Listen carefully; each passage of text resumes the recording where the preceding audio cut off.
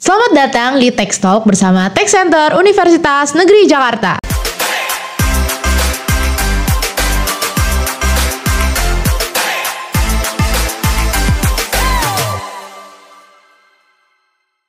Saya Hani Rosalina yang akan menjadi pemandu Sobat Pajak dalam episode pertama.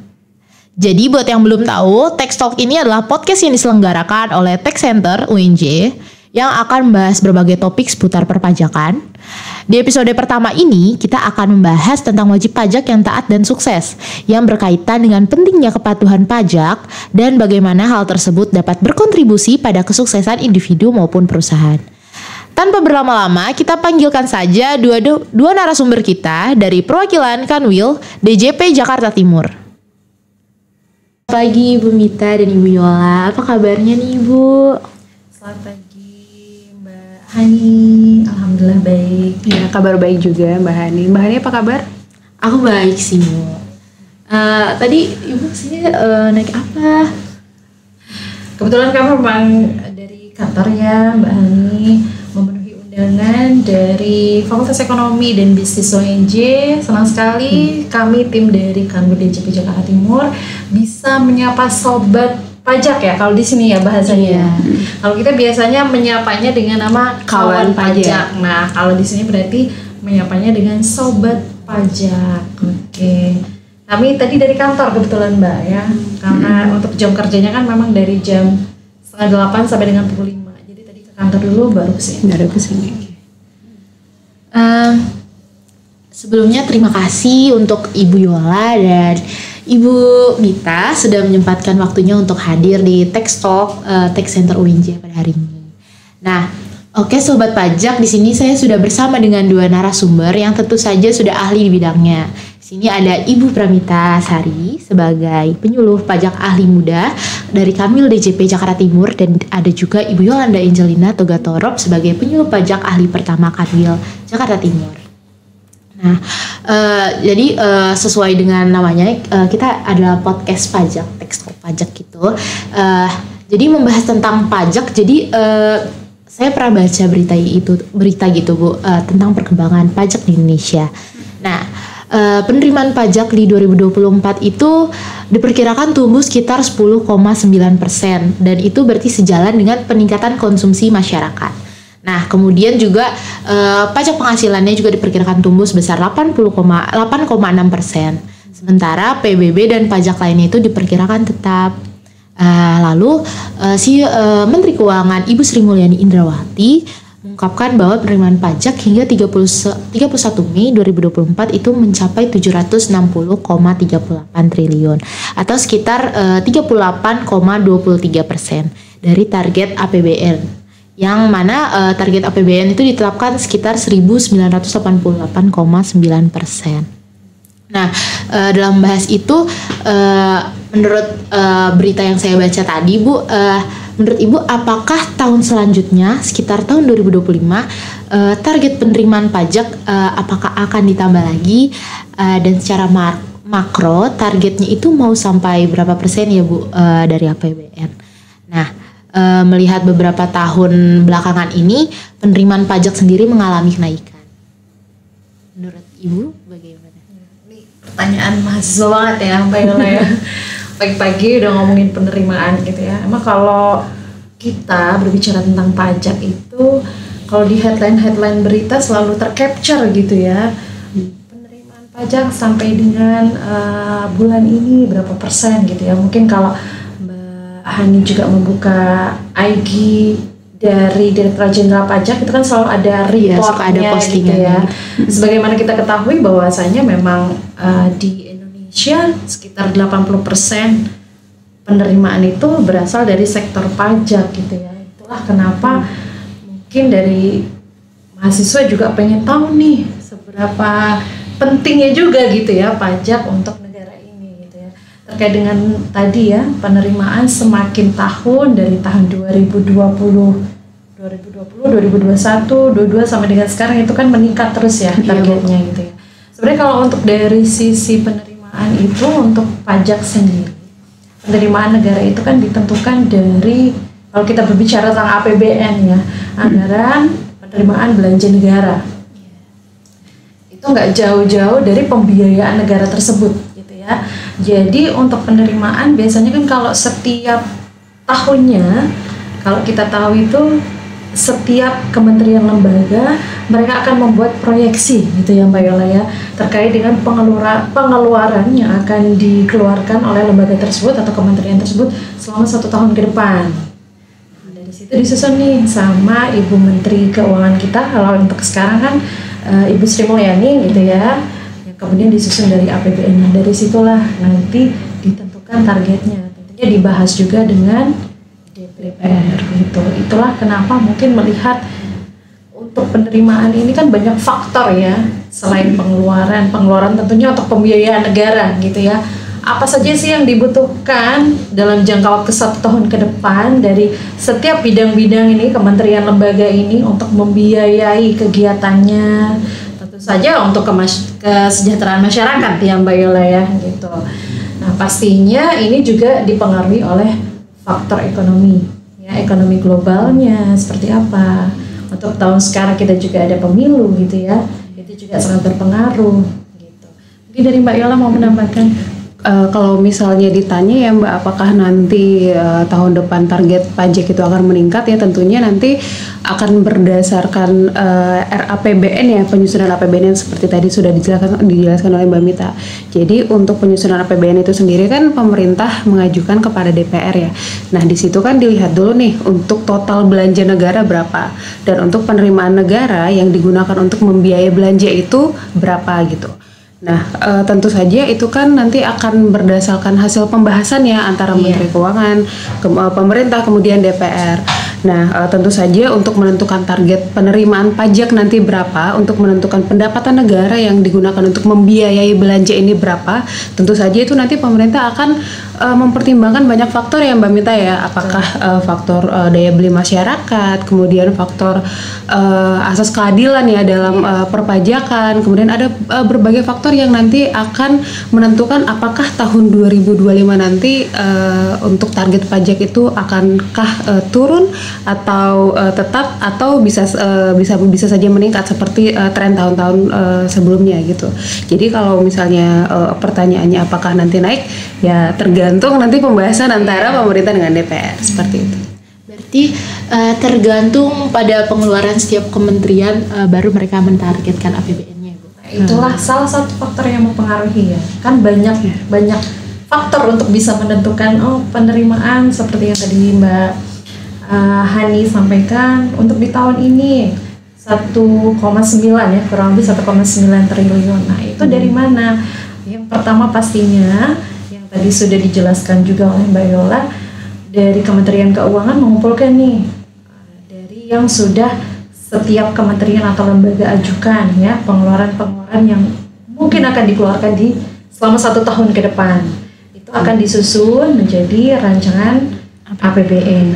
Tentunya nanti Presiden akan mengajukan, atau kalau kita kenal tuh bisa di TV kan sekali lihat ya, sidang bersama DPR. Nanti di situ baru diputuskan. Bisa saja yang diajukan oleh Pak Presiden ini ya, nantinya direvisi sama DPR. Oh enggak segitu gitu. Istilahnya bisa lebih banyak faktor yang untuk menentukan berapa besarnya target penerimaan di tahun tersebut. Terima kasih Ibu. Nah, aku juga mau nanya nih Bu, terkait hal tersebut tadi, menurut Ibu sendiri penting gak sih bagi masyarakat untuk memahami arti pajak? Tentu saja sangat penting ya Mbak Mita ya, tentu saja sangat penting mengingat pajak ini kan masih menjadi sumber penerimaan atau sumber pendapatan negara kita yang paling tinggi proporsinya. Jadi dari 100% pendapatan negara yang digunakan untuk membiayai belanja-belanja tadi itu, sebesar 82% itu bersumber dari penerimaan perpajakan. Nah, kita berangkat berarti dari definisi pajak dulu ya Mbak Mita ya. Definisi pajak, kan tadi pertanyaannya kan seberapa penting masyarakat itu harus tahu, harus memahami pentingnya arti pajak gitu ya. Nah, arti pajak itu sendiri kan adalah kontribusi dari kontribusi warga negara untuk negara yang bersifat memaksa, tapi bersifat memaksa sesuai dengan undang-undang.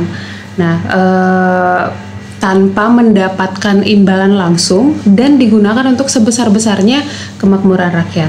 Nah, dari arti pajak itu sendiri ya merupakan kontribusi wajib dari kontribusi wajib untuk negara dan memang sebesar-besarnya digunakan untuk kemakmuran rakyat. Nah, mengingat mengingat besarnya proporsi dari penerimaan negara ini dari pajak yang digunakan untuk membiayai negara kita, tentu saja bagi masyarakat untuk memahami pentingnya arti pajak itu sangat penting, karena untuk penerimaan dan untuk pembiayaan negara kita tadi itu 82%-nya itu bersumber dari penerimaan perpajakan. Seperti itu ya Mbak Mita ya? Iya, benar.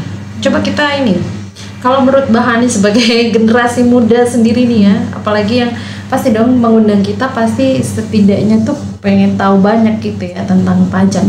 Kita juga mau tahu nih kalau pendapat Mbak Hani sendiri sebagai seorang mahasiswa jurusan akuntansi, bagaimana memandang dari sisi pajak? Selain mungkin tadi yang sudah disampaikan oleh Mbak Yola ya, bahwa pajak itu sangat penting, memang penting. Tapi sebagai kita, maksud saya sebagai Mbak, sebagai mahasiswa, kita juga pengen tahu gimana sih capture-nya pajak ini di mata mahasiswa.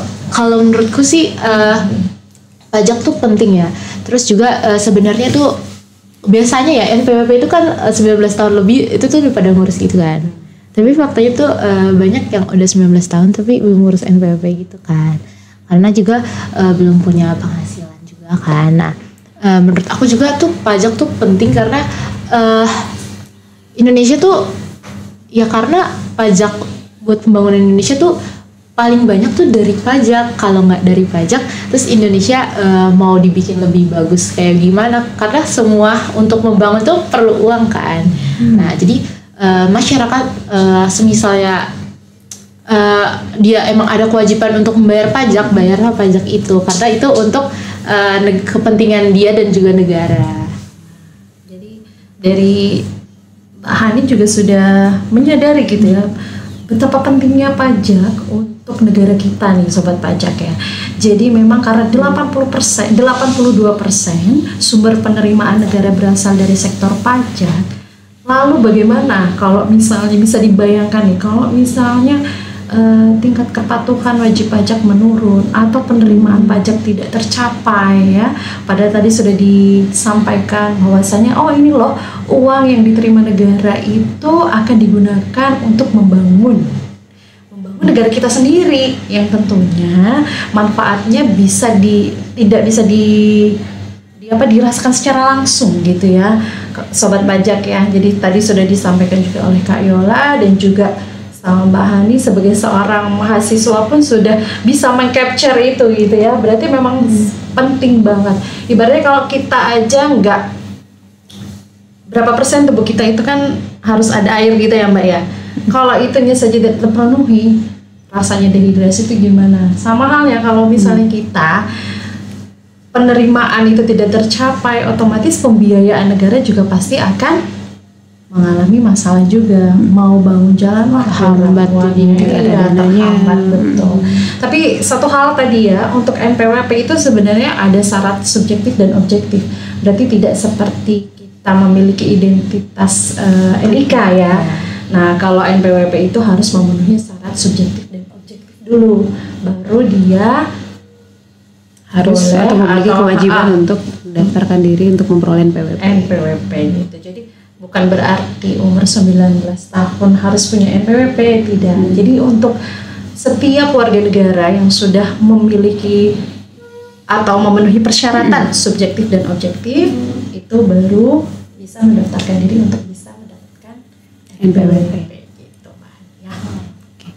Berarti untuk bisa kita mendapatkan NPWP itu kita kayak harus adalah penghasilan gitu ya Bu. Kalau misalnya nggak ada, kita tidak perlu.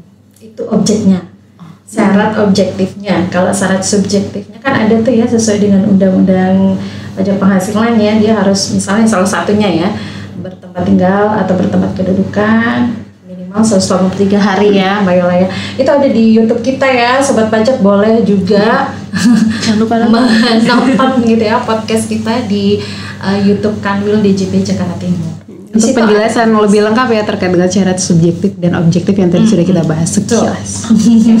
Terima kasih Bu Mita. Eh, Baiklah, terima kasih kepada Bu Yola dan juga Ibu Mita yang telah menjelaskan dengan baik tentang pentingnya pemahaman masyarakat terhadap pajak. Nah, selanjutnya kita mau bahas lebih lanjut tentang tips-tips menjadi wajib pajak yang taat dan sukses, Bu. Nah, menurut Ibu, apa pentingnya bagi masyarakat untuk memahami arti pajak dan bagaimana juga kepatuhan pajak kepatuhan pajak itu bisa berkontribusi pada pembangunan negara menurut Ibu? Kalau untuk terkait dengan itu tadi sudah dibahas juga ya, pentingnya pajak ya penting sekali gitu. Dimana pajak itu memiliki kontribusi yang sangat besar gitu ya terhadap penerimaan negara sendiri, karena 82% penerimaan negara berasal dari sektor pajak gitu.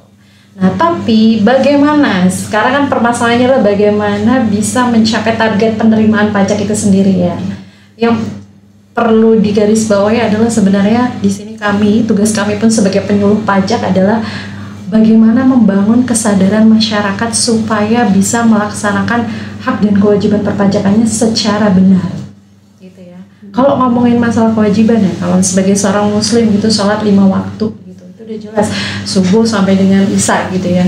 Nah, sebenarnya sebagai warga negara yang baik pun untuk pelaksanaan hak dan administrasi perpajakan kita ada diatur sendiri oleh undang-undang gitu ya. Mungkin kalau sobat pajak gitu ya pernah membaca beberapa lah headline terkait dengan pajak, atau mungkin yang beberapa tahun ini tren gitu ya misalnya ya terkait dengan undang-undang harmonisasi peraturan perpajakan, undang-undang cipta kerja gitu ya, itu kan berdampak juga terhadap pelaksanaan hak dan kewajiban perpajakan dari wajib pajak. Nah, permasalahannya adalah tidak semua wajib pajak itu sudah tahu akan peraturan tersebut. Padahal untuk melaksanakan hak dan kewajiban administrasi perpajakan itu kan sesuai dengan undang-undang. Ya, sama halnya kalau kita kuliah gitu ya. Kuliah kan ada peraturan yang harus kita patuhi gitu ya di kampus tersebut. Bagaimana caranya kita bisa lulus. Setiap dosen misalnya ada dosen yang pokoknya minimal nilai harus B baru bisa lulus. Atau misalnya kamu harus ikut tatap mata kuliah selama sekian pertemuan, boleh izin berapa gitu ya. Sama halnya dengan peraturan perpajakan gitu. Dimana peraturan perpajakan ini sangat amat dinamis karena disesuaikan dengan kondisi global, dan tentunya pemerintah di sini mengedepankan asas keadilan. Ya, itu yang pasti.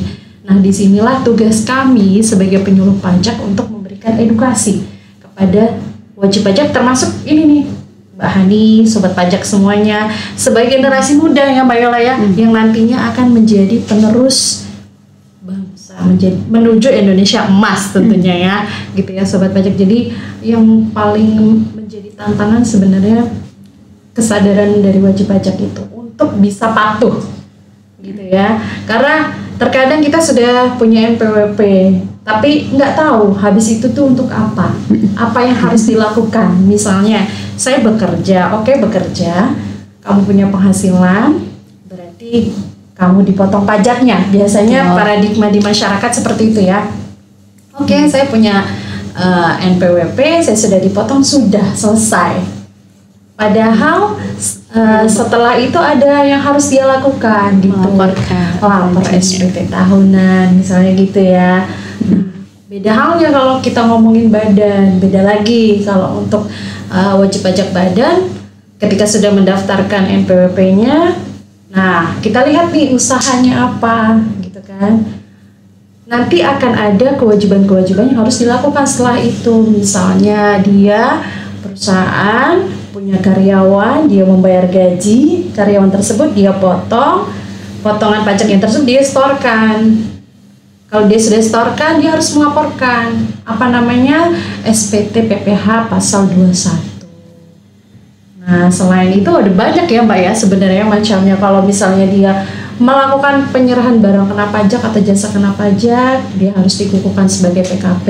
Atau misalnya dia sudah memenuhi batas minimal sebagai pengusaha kecil ya Mbak Yola ya, kalau omsetnya sudah di atas 4,8, dia harus dikukuhkan sebagai PKP, berarti dia harus ada kewajiban pelaporan SPT masa PPN gitu. Nah itu dari sisi kewajiban. Kalau dari sisi hak sebenarnya banyak juga gitu ya, mungkin yang wajib pajak itu belum paham secara benar gitu. Ketika dia punya kelebihan pembayaran pajak, gimana? Apakah boleh saya klaim? Karena kan itu hak saya gitu ya, hak wajib pajak. Sebenarnya ada mekanismenya sendiri. Gitu. Semuanya itu diatur dalam undang-undang. Nah, bahasa undang-undang ini kan kadang tidak semua orang itu paham langsung gitu ya Mbak Yola mencernanya. Kadang saya pun sama Mbak Yola kita ada sudut pandang yang berbeda gitu. Jadi memang itulah yang menjadi tantangan bagi kami sebagai seorang petugas pajak untuk bisa memberikan pemahaman kepada wajib pajak. Nah, harapannya ketika wajib pajak sudah paham, otomatis dia patuh dong tentunya. Mana ada sih orang yang mau dikenai sanksi gitu ya Mbak Yola ya.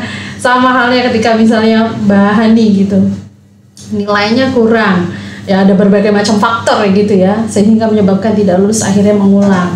Nah itulah yang tugas kami di sini sebagai penyuluh pajak untuk memberikan kesadaran kepada wajib pajak supaya bisa patuh. Kalau wajib pajaknya patuh, diharapkan nanti pembayaran pajaknya juga tertib gitu ya, administrasi perpajakannya tertib, syukur-syukur usahanya berkembang ya Mbak Yola, usahanya berkembang. Kalau penghasilannya semakin besar, otomatis potongan pajaknya kan juga mengikuti ya.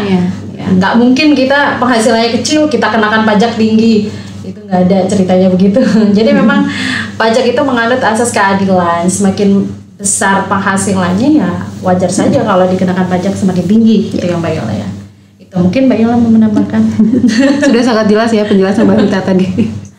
Nah, dari tantangan yang Ibu sebutkan itu, memang itu menjadi tantangan utama sebagai Ibu sebagai wajib pajak ya, sebagai pegawai pajak.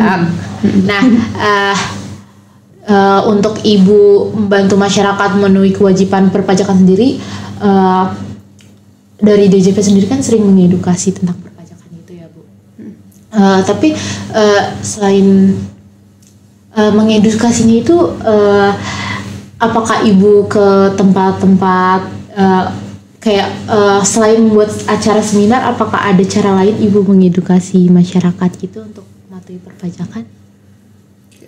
Kalau kita untuk edukasinya ya memang targetnya wajib pajak ya, dan tentu melalui kegiatan sosialisasi. Nah selain dari kegiatan sosialisasi, sebenarnya dari DJP sendiri juga ada banyak kegiatan edukasi, misalnya dalam bentuk podcast seperti ini ya. Kita kan juga punya podcast dari kantor pelayanan pajak, Kanwil, kantor pusat, itu semuanya juga memiliki podcast yang Bapak Ibu wajib pajak itu bisa mendengarkan di mana saja dan kapan saja, seperti itu ya. Jadi bukan harus bukan seperti dulu ya Mbak ya, kalau misalnya untuk mengadakan kegiatan edukasi itu harus datang ke kantor pajak kemudian mengikuti sosialisasi, nggak seperti itu juga. Jadi kita juga selain mengadakan kegiatan edukasi secara langsung, mengadakan sosialisasi secara langsung kepada wajib pajak, kita juga ada pelaksanaan edukasi yang tidak langsung namanya, yaitu ya melalui podcast, kemudian melalui siniar, kemudian melalui Instagram Live. Teman-teman di sini kira-kira kamu pernah lihat Instagram live-nya pajak nggak? Maksudnya salah satu salah satu kantor pajak misalnya. Pernah sih KPP Pulau Gadung, waktu sempat lihat tapi sebentar doang.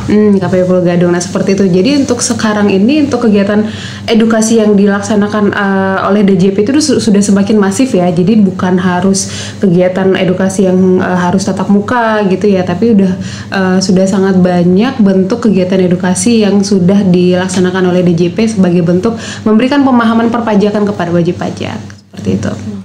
Karena memang zaman juga sudah semakin maju ya, gitu. Jadi tidak hanya kita itu kalau berbicara terkait dengan mengedukasi itu, bisa juga kita menyampaikan informasi seperti itu ya. Misalnya terkait dengan apa sih peraturan yang terbaru ini, hanya saja kemasannya itu yang dibuat menarik. Misalnya bikin konten, kemudian di-upload di TikTok, bikin konten di-upload di Instagram ya. Kalau misalnya sobat pajak juga follow IG dari Ditjen Pajak RI itu, mereka sangat update nih terkait dengan peraturan perpajakan terkini. Jadi memang sudah saatnya kita membuka mata gitu ya, bahwasanya sudah sebegitu canggihnya teknologi gitu ya. Jadi kalau untuk terkait edukasi, kami itu tidak hanya mengedukasi wajib pajak juga, termasuk generasi-generasi penerus seperti Mbak Hani, sobat pajak semuanya.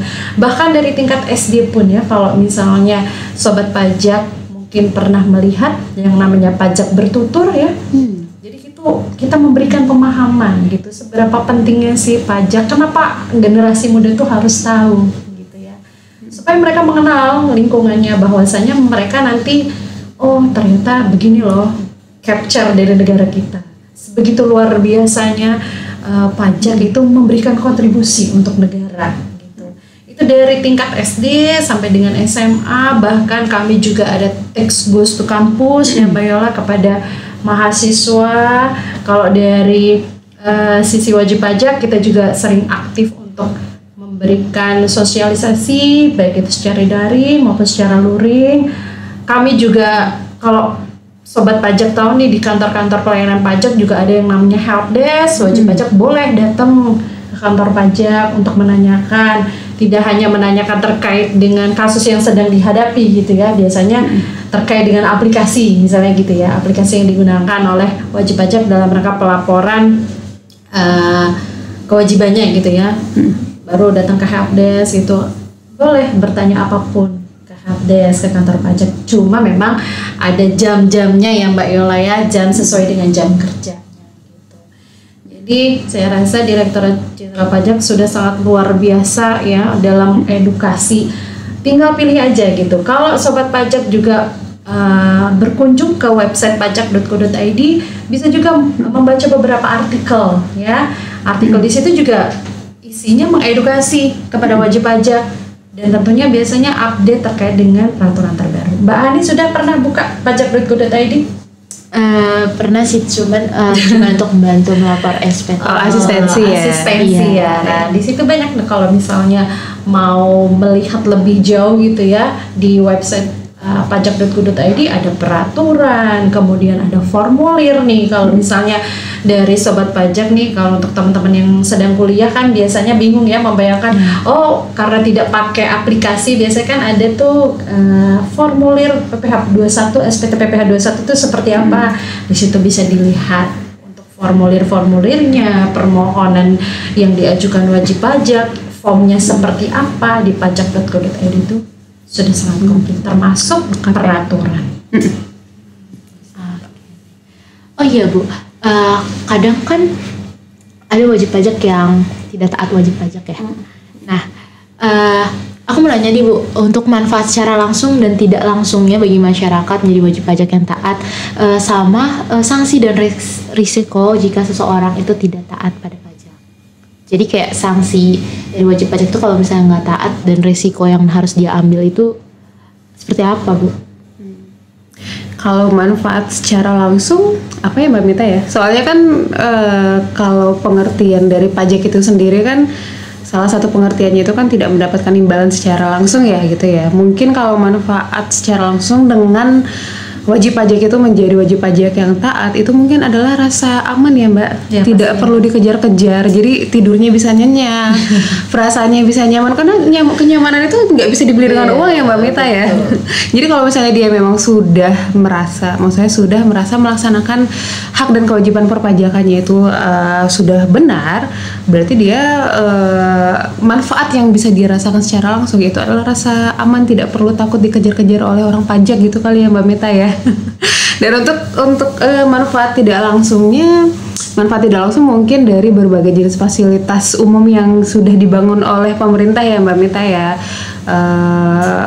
Dari berbagai jenis fasilitas, kemudian mungkin dari BPJS, terus pokoknya berbagai jenis fasilitas yang disediakan oleh pemerintah untuk masyarakat itu menjadi manfaat yang tidak langsung dirasakan oleh wajib pajak ya. Kemudian tadi untuk sanksi dan risiko. Sanksi ya, tentu saja kalau misalnya untuk wajib pajak yang tidak taat, yang tidak melaksanakan kewajiban perpajakannya, tentu saja ada sanksinya, dan ini diatur dalam undang-undang. Jadi bukan kita yang ngatur ya Mbak Mita ya, itu diatur dalam undang-undang. Nah untuk sanksi itu ada sanksi administrasi dan ada juga sanksi pidana, tergantung dari kewajiban apa yang tidak dilaksanakan oleh wajib pajak tersebut. seperti itu. Jadi sebenarnya simple aja gitu ya Mbak ya. Ketika misalnya namanya kita sebagai warga negara, kita hidup di negara Republik Indonesia, ada aturan yang mengatur gitu. Gimana sih rasanya kalau misalnya kita tuh melanggar ya? Mbak Hani aja misalnya kalau dulu sekolah nih zaman SD, wah terlambat, udah deg-degan pastinya ya. Tadi udah deg-degan nih nanti dihukum nggak ya, kena skorsing dan sebagainya. Sama halnya gitu ketika wajib pajak melaksanakan hak dan kewajiban perpajakannya gitu. Hanya saja memang yang perlu digarisbawahi adalah itu tadi, karena perpajakan itu kan sifatnya dinamis. Ya, dinamis itu dalam artian tidak semua wajib pajak itu sudah benar-benar paham terkait dengan peraturan yang mengatur gitu. Kadang kan kejadian di tahun ini ya berarti kita sesuaikan dengan peraturan yang mengatur di tahun tersebut gitu. Itulah yang kadang-kadang menjadi biasanya perdebatan gitu ya Mbak Yola ya, yang kemudian menimbulkan sanksi karena mungkin wajib pajaknya kurang update gitu ya. Atau mungkin kurang apa ya istilahnya, ada sesuatu yang mungkin dia ragu, dia tidak tanyakan gitu. Ya karena sudah takut sendiri sebenarnya kan gitu ya. Sebenarnya nggak perlu takut ya sobat pajak ya, terkait dengan pelaksanaan hak dan kewajiban administrasi perpajakan. Ketika misalnya ada sesuatu hal yang ingin ditanyakan, langsung ditanyakan kepada kami. Kalau misalnya nggak sempat, bisa kok telepon ke 1500-200 gitu. Jadi itulah ya mungkin filosof, jangan untuk malu untuk bertanya gitu ya Mbak Yola, daripada pada akhirnya nanti malah salah gitu. Jadi memang benar tadi ya, gimana rasanya kalau misalnya sebagai wajib pajak kita tidak patuh, ya otomatis akan ada tadi sanksi administratif atau sanksi pidana gitu ya. Ketika kita patuh, ya otomatis aman, nyaman dan tentram pastinya ya. Dan di Direktorat Jenderal Pajak juga untuk kami juga sering memberikan penghargaan gitu ya Mbak Yola ya kepada wajib pajak yang taat dan memberikan kontribusi kepada negara gitu Pak. Aku mau tanya juga nih Bu. Nah, bagaimana pemerintah sendiri dapat berkontribusi nih Bu dalam meningkatkan kesadaran perpajakan? Karena kan banyak yang belum sadar juga. Nah, terus bagaimana sih Bu pemerintah itu berkontribusi dalam peningkatan kesadaran pajak itu sendiri? Dalam peningkatan kesadaran pajak ya, kontribusi pemerintah dalam hal ini DJP ya, dalam hal ini DJP seperti yang tadi sudah kita bahas itu tentu saja dengan melakukan berbagai kegiatan edukasi ya, dan ini juga bukan hanya kegiatan edukasi kepada wajib pajak saja, tapi juga mulai dari generasi muda. Mulai dari tadi seperti yang dijelaskan Mbak Mita, mulai dari tingkat SD, SMP, SMA sampai ke mahasiswa di perguruan tinggi, itu kita lakukan secara masif dan bukan hanya dalam kegiatan pajak bertutur ya Mbak Mita ya, ada kegiatan Tax Goes to School, Tax Goes to Campus, dan itu untuk menanamkan kesadaran pajak sejak dini seperti itu ya. Kalau untuk yang untuk target sasaran yang masih belum wajib pajak, belum wajib ya Mbak Mita ya. Nah kalau untuk wajib pajak untuk meningkatkan kepatuhan mungkin dari segi edukasi ya Mbak Mita ya, edukasi secara masif itu setiap ada peraturan terbaru tentu saja kita akan langsung melakukan edukasi kepada wajib pajak untuk menyampaikan aturan-aturan terbaru terkait perpajakan. Dan itu edukasinya kan bukan hanya dari tatap muka secara langsung, tapi bisa juga tadi secara tidak langsung ya melalui podcast atau melalui Instagram Live. Kemudian lagi Mbak Mita? Kalau dari sisi membangun kesadaran gitu ya, bagaimana kalau misalnya dari sisi wajib pajak yang sudah aktif nih tapi tidak patuh ya, bisa juga kan kayak gitu, bagaimana supaya membuat mereka itu patuh gitu. Tentunya kalau di kami di Direktorat Jenderal Pajak ada fungsi-fungsinya sendiri nih. Kalau misalnya dari sisi kami dari penyuluh pajak, itu tugasnya untuk membangun kesadaran gitu ya, lebih membangun kesadaran wajib pajak dari treatment edukasi, memberikan edukasi kepada wajib pajak terkait dengan pelaksanaan hak dan kewajiban perpajakannya. Nah, ada juga fungsi pengawasan namanya. Kalau fungsi pengawasan itu terkait dengan WP-WP yang sudah aktif nih, hanya saja mungkin beberapa part ada yang belum sesuai gitu ya, sesuai dengan ketentuan peraturan perundang-undangan. Nah, dari wajib pajak yang sudah terdaftar ini kan ada fungsi pengawasan yang mengawasi wajib pajak. Dalam hal ini bukan berarti yang ngubek-ngubek lu harus bayar sekian, enggak gitu. Jadi fungsi dari pengawasan itu hanya kalau bahasa sederhananya mereka itu mengawasi wajib pajak supaya mereka itu bisa melaksanakan kewajibannya dengan benar. Gitu. Jadi kalau misalnya sobat pajak nih nantinya sudah menjadi pegawai, sudah menjadi pengusaha, ketika misalnya mendapat surat dari kantor pajak, janganlah langsung berpikiran macam-macam begitu ya Mbak Yola ya. Nah di sini tuh sifatnya konfirmasi sebenarnya ya. Misalnya dari pengisian SPT ada hal-hal yang belum sesuai. Karena kalau misalnya nih untuk SPT itu kan harus diisi secara lengkap, benar dan jelas gitu ya.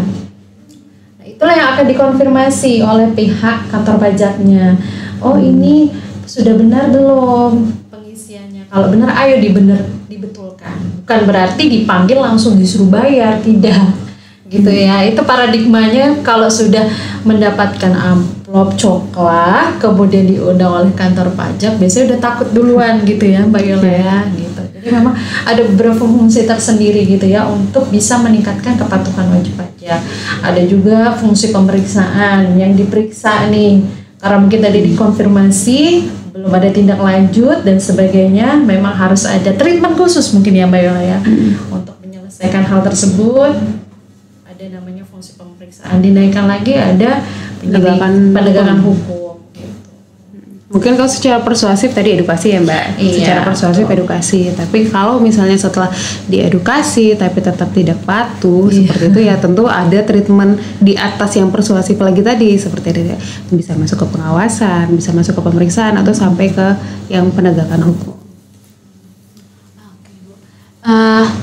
Kita tahu sendiri ya Bu, kadang tuh ada individu ataupun badan yang mungkin mereka taat membayar pajak, ada yang nggak taat juga. Nah, Ibu sendiri pasti pernah menemukan orang-orang atau wajib pajak atau wajib badan yang seperti itu. Kira-kira Ibu bisa nggak ya Bu berbagi cerita inspiratif dari individu atau badan pun yang tetap patuh untuk membayar pajak? Saya ada nih. Waktu itu sebelum di Kanwil di JP Jakarta Timur, kebetulan saya bertugas di KPP Madi Jakarta Timur ya, ada di Gambir. Ada bapak-bapak itu sudah sepuh ya, kayaknya udah hampir 70 tahun, bayangkan ya. Beliau tuh luar biasa ya, kalau nggak salah itu kantornya dari sana sekitaran Pasar Rebo dan sebagainya, jauh banget ya, harus ke Gambir. Itu sudah effort yang luar biasa saya pikir ya. Beliau sendiri datang membawa PC laptop seperti ini ya, kemudian muncul ke helpdesk nih. Helpdesk, beliau bertanya, saya tanya Bapak, ada keperluan apa? Saya belum bisa lapor waktu itu aplikasi EBUPOT tuh Mbak, EBUPOT ya, EBUPOT unifikasi. Gitu. Ya kami wajar lah ya, namanya sudah sepuh kan otomatis daya tangkap pun berbeda dengan yang masih muda nih seperti Mbak Hani dan teman-teman gitu. Diajarin dan dia mau untuk belajar gitu. Kemudian menginput bagaimana caranya supaya bisa untuk lapor gitu ya di perusahaannya itu. Dan itu tidak cuma 1-2 orang yang seperti itu. Bahkan ada yang mungkin perusahaannya kantornya itu ada di Tangerang. Sama juga persis. Datang ke kantor pajak, Ibu saya mau belajar untuk pelaporan waktu itu peralihan lapor PPN kalau nggak salah melalui web e-faktur. Jadi benar-benar effortnya luar biasa ya. Kami sebagai petugas pajak pun merasa tersanjung, wah kok luar biasanya gitu Bapak ini. Ya memang berbeda ya mengajari anak muda dengan orang yang sudah berusia gitu ya, harus pelan-pelan tapi luar biasa semangatnya, sudah dari jauh datang ke kantor pajak, mau untuk belajar satu persatu dan beliau itu mau untuk menerima gitu. Oh sekarang tuh seperti ini loh gitu. Pajak itu sudah semakin maju, pelaporannya sudah menggunakan by system. Berarti saya harus belajar bagaimana menggunakan PC-nya, bagaimana nanti cara pelaporannya supaya tidak terlambat. Ketika terlambat kan kalau untuk pelaporan SPT masa itu terlambat denda ya Mbak Yola ya, kena sanksi. Nah, beliau luar biasa sekali dari jauh datang ke kantor pajak, bahkan itu sudah sore kalau lebih ya. Itu luar biasa sekali ya effortnya gitu untuk bisa patuh kan, berarti kan untuk bisa patuh. Itu dari saya sih luar biasa sekali. Banyak sekali di kantor pajak yang seperti itu. Bahkan saya sempat nanya, apa tidak ada pegawai lainnya? Maksudnya yang masih sedikit muda, karena kan kantornya jauh banget gitu ya, dari Tangerang harus ke Gambir gitu kan, belum lagi balik lagi kantornya untuk report laporan ke atasannya gitu. Sudah tidak ada, Bu, hanya saya. Dan luar biasa gitu ya, saya kalau ingat itu suka terharu gitu. Ya Allah, sebegitunya gitu ya. Ingat umurnya juga ya, udah lumayan jauh gitu. Itu luar biasa sih. Jadi buat sobat pajak nih atau kawan pajak yang masih muda, jangan mau kalah ya sama yang tua, karena yang tua aja se-effort itu. Bener banget. Jadi emang kalau mau belajar sekarang tuh udah sangat amat mudah gitu ya. Mau pengen tahu apa aja dari handphone aja kita bisa langsung ya tahu. Yang penting bukanya jangan situs yang aneh-aneh ya harusnya. Gitu banget. Oke. Untuk Ibu Yola dan Ibu Mita, sebelum kita akhiri podcast ini, langkah baiknya Ibu dapat memberikan kalimat penutup dan juga motivasi bagi para wajib pajak untuk menjadi wajib pajak yang taat dan sukses dalam bentuk pembangunan negara. Mungkin untuk kalimat penutupnya, karena tadi kita sudah bahas ya mulai dari awal kayak seberapa penting wajib pajak itu mengetahui atau masyarakat itu mengetahui tentang pajak, memahami pentingnya arti pajak itu penting atau enggak, seperti itu ya, seperti tadi yang sudah kita bahas. Untuk membiayai negara kita ini memang memerlukan dana yang tidak sedikit, dan itu sebagian besar atau 82% ya dananya itu bersumber dari penerimaan perpajakan, sehingga memang untuk teman-teman semuanya, terutama generasi muda ya, sangat penting untuk memahami pentingnya peran pajak untuk pembangunan negara kita. Karena kalau bukan kita lagi yang berkontribusi, siapa gitu ya. Karena kalau misalnya nanti penerimaan pajak kita mandek gitu ya atau tidak tercapai, ya kita nanti membiayai negara kita ini untuk membiayai negara kita ini dengan apa gitu ya. Ya pasti otomatis negara kita ini kan tidak bisa berjalan ya. Nah karena itu mari teman-teman semuanya yuk jadi wajib pajak yang taat, yang sadar, yang paham akan hak dan kewajiban perpajakannya, supaya nanti kita bisa menjadi generasi emas yang bisa sama-sama membangun negara kita. Baiklah, terima kasih kepada Ibu Yola dan juga Ibu Mita yang sudah mau ikut sharing bareng kita di podcast Tech Talk kali ini. Nah, kita berbincang dan membahas mengenai tema wajib pajak yang taat dan sukses. Semoga Sobat Pajak setelah mendengarkan podcast ini diharapkan dapat menambah ilmu pengetahuan perpajakan yang bermanfaat. Dan kita juga dapat ikut berpartisipasi bersama-sama menjadi wajib pajak yang bertanggung jawab untuk membangun negara kita. Sampai jumpa di episode berikutnya. Terima kasih.